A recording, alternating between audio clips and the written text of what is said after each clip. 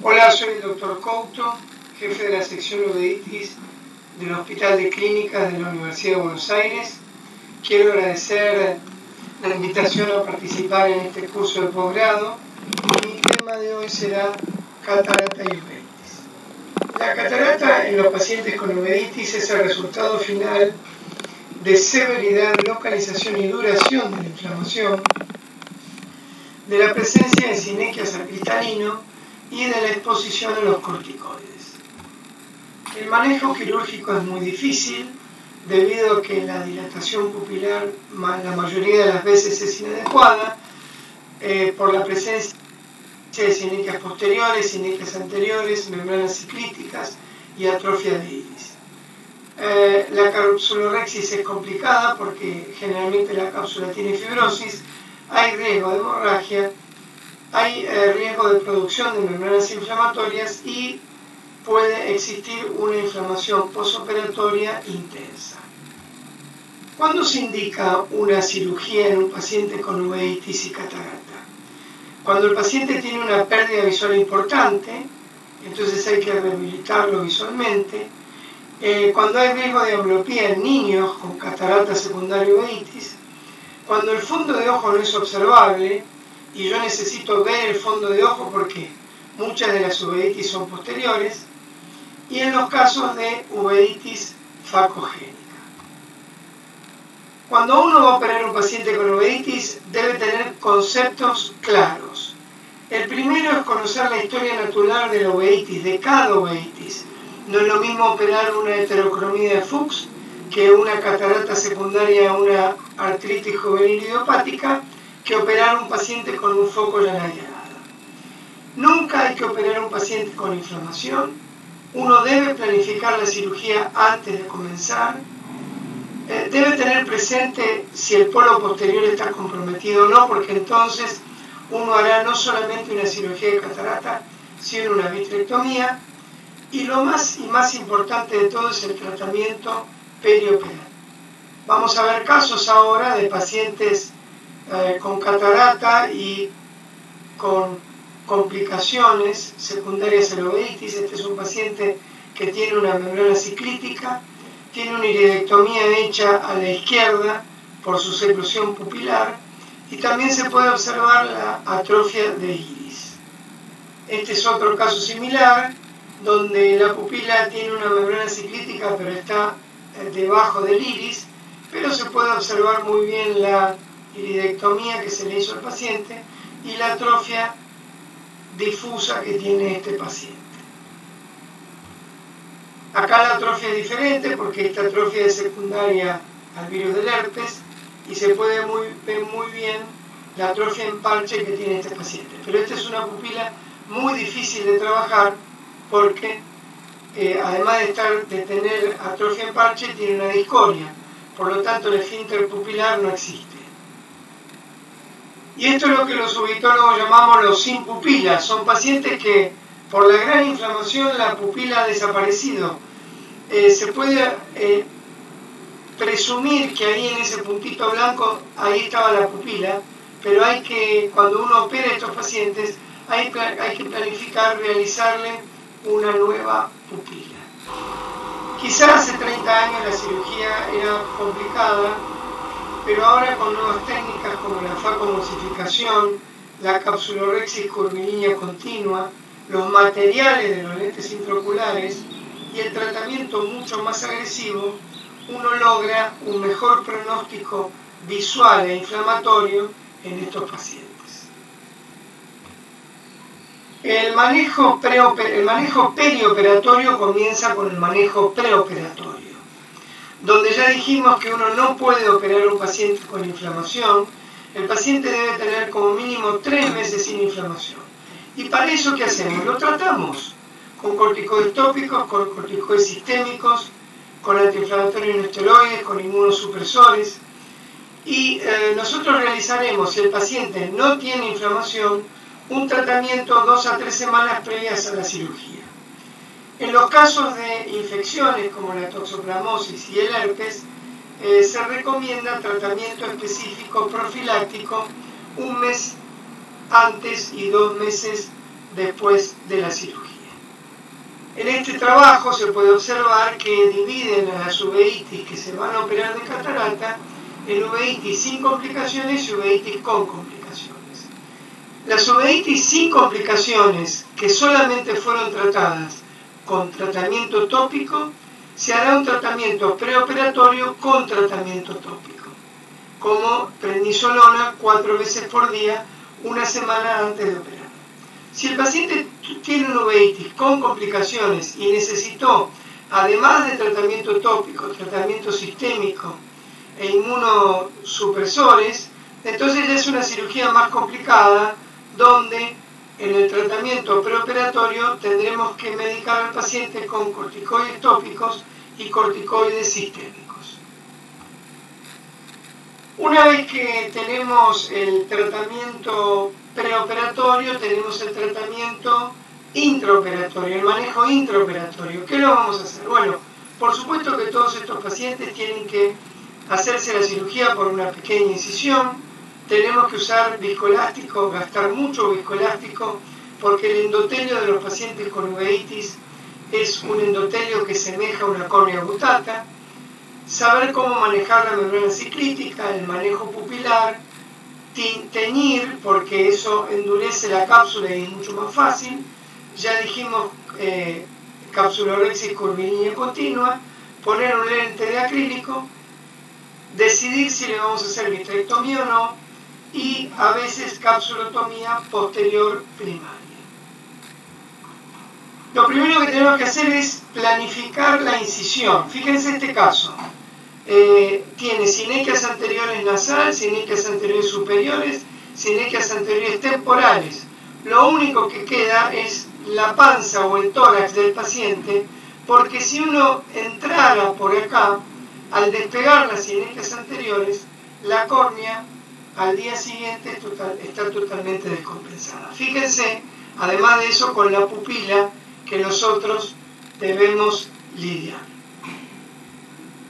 Y justamente lo que uno no quiere es llegar a esto, o sea, este es un paciente operado con una capsulorhexis curvilínea continua, que el lente hizo un síndrome de contracción de la cápsula anterior y el lente apareció en la cámara anterior. Fíjense que el iris está rozando ese lente. Esto genera una uveitis crónica que empeora mucho más el pronóstico visual e inflamatorio del paciente.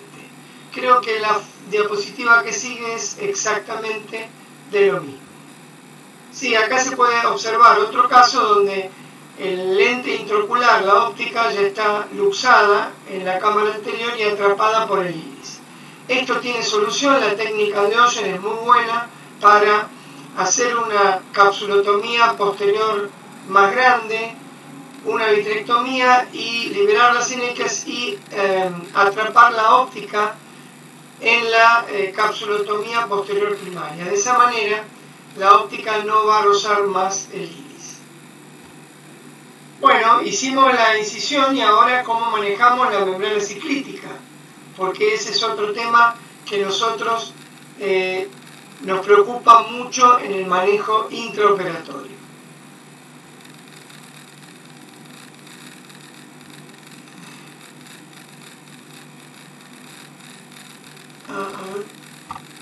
Sí, ahí se ve perfecto, perdón.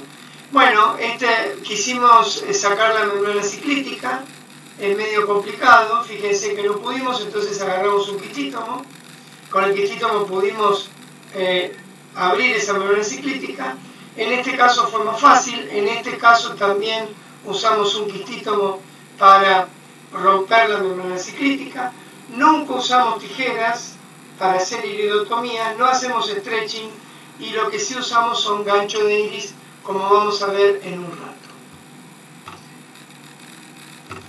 Acá se ve muy bien, ahora vamos a poner el video, se ve muy bien cómo la membrana ciclítica se despega, difícil, uno tiene que tener mucho cuidado porque puede arrancar la raíz del iris y producir una gran hemorragia. Entonces, bueno, despacito, con mucha paciencia, la membrana ciclítica se fue despegando, pero fíjense que a pesar de que la membrana ciclítica se despega, en su totalidad la pupila queda exactamente igual. un poquito mejor, sí, uno con dilatación puede ampliar esa pupila, pero como el iris está tan friable, uno necesita tener el iris lo más lejos de la punta del faco durante el procedimiento. Nosotros usamos ganchos de iris, no usamos anillos. El anillo es hay gente que está muy habituada a usar anillos. Yo uso ganchos de iris, las incisiones las hago limbares, apuntando hacia la pupila, porque si no después el gancho queda en el aire, y más o menos así quedaría la pupila para realizar la cirugía. Ya hablamos de la capsulorhexis curvilínea continua, tiene que ser grande para evitar el síndrome de contracción de la cápsula anterior, y nosotros siempre teñimos a la cápsula, es una rutina que tenemos en estos pacientes. Esto es un paciente con uveitis que se le puso un lente de acrílico hidrofílico, que en realidad no tiene mucho inconveniente, y esto es un paciente que al final le pusimos unos Surdex, era un paciente con un foco lleno de grada, al final de la cirugía, luego de la colocación del lente intro. A veces sucede esto, que es que la cápsula anterior está muy fibrótica y entonces ningún quistítomo la puede romper. Intentamos con una aguja, sin doblar, con el filo de la aguja, y tampoco se rompe. Sí, podríamos haber entrado con tijeras, pero bueno, yo entré con un 15 grados, ahí rompí la cápsula anterior, hice un bolsillo. Como la catarata se aspiraba, porque era una chica joven, se aspiró la catarata y después al final se terminó la capsulorhexis. Esto hay que tenerlo en cuenta, y es que la uveitis crónica produce una debilidad zonular.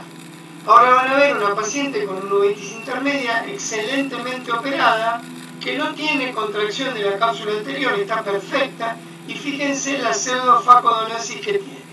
Eso es porque las uveitis crónicas producen una debilidad zonular, y hay que estar muy atentos porque a veces uno debe poner anillos de tensión capsular, y a veces estos lentes con anillo y todo, como pasa en la pseudofoliación, se caen. Los pacientes con uveitis se parecen mucho en muchas cosas en el intraoperatorio a los pacientes con pseudofoliación. Este video es muy antiguo, pero es como nosotros preferimos hacer la vitrectomía anterior en los niños. Nosotros hacemos una capsulotomía posterior primaria y hacemos una capsulorhexis, y después hacemos un pequeño tajito, ponemos sustancia, separamos la hialoide de la cápsula, hacemos una capsulorhexis posterior primaria, y después por ese agujerito metemos la punta del vitrectomo y hacemos la vitrectomía anterior. Eso es mucho mejor, no tocamos la base del vítreo en los niños. Por supuesto, esto es totalmente discutible, pero haciendo esto nosotros evitamos la tracción de la base del vítreo y la complicación del desprendimiento de retina en los niños operados de catarata, que hay que hacerle vitrectomía anterior. El mensaje de esta clase debe ser esta paciente. Esta paciente es una paciente que viene a la consulta diciendo que como le pusieron un lente de silicón, ella perdió la visión. Fíjense que la paciente relata que fue operada de cataratas, fue operada de glaucoma, porque van a ver que a la derecha tiene el tubo de la válvula, ahí se ve perfecto, y que ella está así con esa opacidad porque le pusieron un lente de silicón. No hay nada más incorrecto que la apreciación de la señora. Cuando yo le pregunto, señora, ¿y cómo trataron su uveitis? Ah, no, doctor, con gotitas nada más. ¿Y le dieron tratamiento en el preoperatorio? No, doctor, directamente me operaron. Entonces, el tratamiento perioperatorio es lo que va a hacer que nosotros tengamos un éxito en el posoperatorio inmediato. Esta es la prueba fehaciente de lo que yo les estoy diciendo. Esto es una paciente operada hace muchísimos años en el hospital de clínicas con un síndrome de Foucault-Janay-Arada, que está operada, esto es el día siguiente a la operación, tiene puesto un lente de PMMA, o sea que peor todavía, y sin embargo la paciente no tiene inflamación. Así que el tratamiento perioperatorio es fundamental para estos pacientes. Todos preguntan si se le puede poner lente, si no se le puede poner lente. En realidad uno debería poder ponerle lente siempre. En estos casos, que son uveitis que se controlan bastante bien, como el Fuchs, la uveitis anterior aguda B27, la uveitis anterior idiopática, el herpes, la toxoplasmosis y la uveitis intermedia, uno siempre va a poner lentes intraoculares. En los casos de enfermedades más complicadas como el BSET, el Foucault-Janay-Arada, la oftalmia simpática, la sarcoidosis y la artritis idiopática juvenil, uno debería pensar cómo ha controlado la inflamación. No quiere decir que estos pacientes no puedan tener lentes intraoculares. Todos los pacientes míos tienen lentes intraoculares. Pero hay algunos casos, especialmente de Foucault-Janay-Arada, que es lo que más se ve en nuestro medio, que uno le ha costado muchísimo controlar la inflamación y sabe que en este momento el lente intraocular va a ser complicado. Entonces uno directamente evita ponerle lente intraocular. Pero son casos contados. Acá tenemos la lista de complicaciones que pueden tener los pacientes que se operan de catarata, pacientes con uveitis, sinequias al lente intraocular, sinequias a la cápsula rexis, como ven muy bien ahí, depósito de células en ambas caras del lente intraocular, de células inflamatorias, membranas inflamatorias, el lente descentrado por el síndrome de contracción de la cápsula anterior, opacidad recurrente de la cápsula anterior. Yo me acuerdo que hace muchísimos años un médico extranjero en uno de los primeros simposios internacionales que yo fui, mostró un caso de un paciente con una uveitis intermedia que le había hecho 27 veces Jack Lasser. Porque en realidad en ese momento, no era que el médico fuera un burro, en ese momento todavía no se hacía vitrectomía en estos pacientes. Después se vio que haciendo vitrectomía el paciente iba a estar mucho mejor. Se ve la inflamación posoperatoria, glaucoma, hipotonía y edema macular cistoide. Ok, ¿cuándo deberíamos nosotros hacerle vitrectomía a nuestros pacientes con uveitis que se operan de catarata? Bueno, en la artritis juvenil idiopática, porque uno lo opera como operan los niños. En el síndrome de Fuchs, porque el 90% de los pacientes con síndrome de Fuchs van a tener turbidez vítrea. En la uveitis intermedia es mandatorio. Hay muchos trabajos que hablan que la vitrectomía cura a la uveitis intermedia. Y en los casos de uveitis posteriores o uveitis difusas, que no tengan un control de la inflamación o que no tengan un diagnóstico certero, como por ejemplo si uno duda en casos de toxoplasmosis, toxocariasis, coriopatía de Bershot, Foucault-Janay-Arada y un linfoma primario. El linfoma es lo más importante porque el linfoma se confunde con la uveitis, entonces ahí sí uno es mandatorio hacer una vitrectomía para tomar una muestra y analizar las células del cuerpo vítreo. Bueno, fíjense que estos son pacientes con heterocromía de Fuchs, con síndrome de Fuchs, fíjense la turbidez vítrea que tienen, y en este trabajo de Buchenaki y de Herbert, fíjense acá que el 97% de los pacientes tenían infiltración vítrea. Por supuesto, había el 46% tenían poca inflamación, pero casi un 15% tenían severa inflamación. Y estos pacientes son difíciles porque uno les opera la catarata y después el paciente se queja muchísimo de la turbidez vítrea. Entonces, en estos casos es conveniente hacerle una vitrectomía completa asociada a la cirugía de catarata. Estos nada más son trabajos que ilustran la vitrectomía en los pacientes con heterocromía de Fuchs, que no es una cosa, parece una cosa poco común, pero es una cosa bastante frecuente. Bueno, y como conclusiones, uno debe conocer la historia natural de la enfermedad. Foster en su libro dice, bueno, cuando vamos a operar a un paciente que tiene uveitis de catarata, habla con tus amigos. Che, ¿cómo te fue con esa heterocromía de Fuchs que operaste? ¿O cuántos pacientes con foco Yanai Arada operaste de catarata y le pusiste lente intraocular? ¿Te fue bien? ¿Qué hiciste? ¿Tuvieron algún problema? Nunca operar con inflamación. Yo he devuelto a su provincia de origen a pacientes que venían a operarse de catarata y que el día previo a la operación el paciente tenía 2 cruces de serie. Nunca operar con inflamación. Usar una buena técnica quirúrgica con un planteo previo, o sea, hacer incisión pequeña, manejar bien el iris. Recuerden que este iris es un iris muy plástico, que se pega mucho, que se mete en la boca de la punta del faco y eso es 10 veces peor. Es mandatorio que el lente esté en el bag. Si se rompe la cápsula es preferible hacer una capsulotomía posterior primaria, una vitrectomía y usar la óptica a través de la capsulotomía posterior primaria.